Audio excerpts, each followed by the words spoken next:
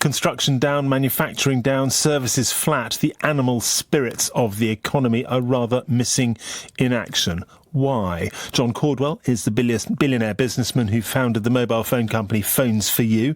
He switched from supporting the Tories to backing Labour in the last election. Good afternoon. Good afternoon, Johnny. What is it that's holding business back?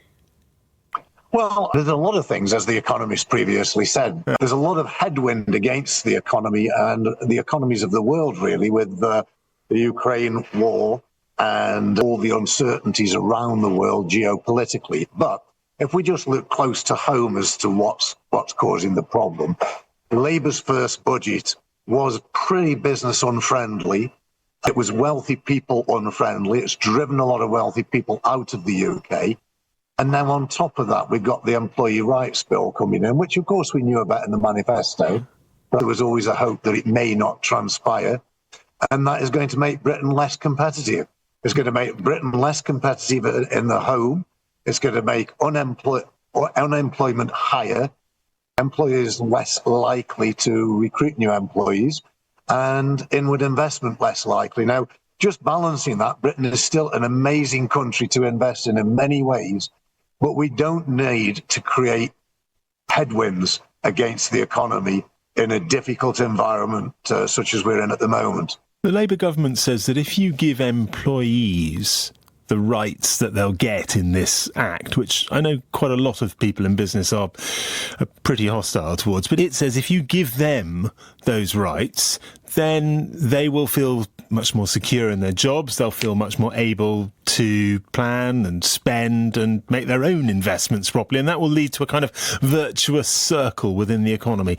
You don't buy that? Well, I'm afraid if that's what they've said, I say it's an absolute nonsense.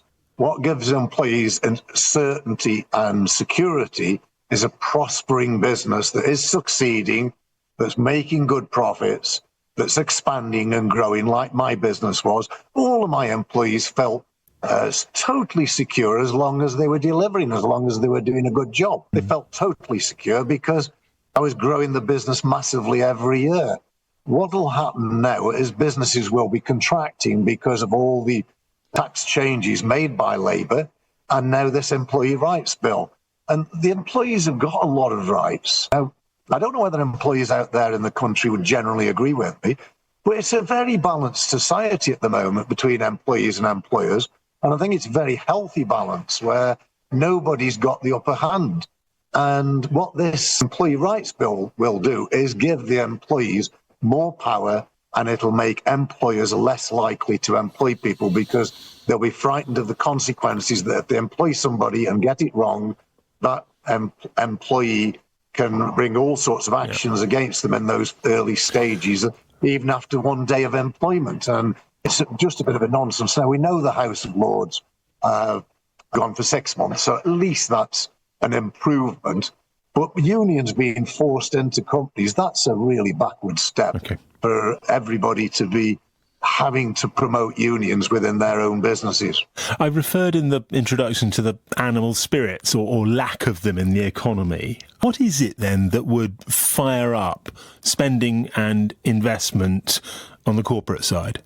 Well, we certainly need to have a business-friendly environment, which means all the correct policies in place to encourage wealthy people into the country, but more importantly, people who are business owners and business creators.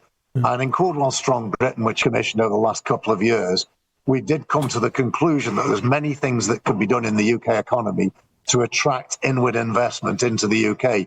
And part of that was a central philosophy of having a concierge service to look after potential inward investment companies, but also to have 20 titans of industry go out and talk to these potential companies who might like to come to the UK and see what needs to be done to attract them to come to Britain and bring high-paid and high-technology products that could be exported all around the world in the future, either from an intellectual property point of view or from a point of view of the product itself. Briefly, John, if I could, you were a Labour supporter and you came out in favour of them. Do you still have faith in the Chancellor to be the right person to fire up growth in the country? I'm going to answer that in a slightly different way. I still support Labour because they're in power, they're going to stay in power, and we desperately need them to succeed. But they need to change the tune of what they're doing, and they need to reduce government spending dramatically by 12 to 24 billion pounds, and then reduce taxes on businesses and put policies in place that make Britain look really attractive for inward investment and for growing your own business. And just finally, I'm here in Caudwell Marine, a business that I founded many years ago, and we're very proud to be producing in the UK, and our product will be very successful in the future. But that doesn't mean I would have necessarily come to the UK if I was living in another country. Got it. John Caudwell, thank you very much indeed.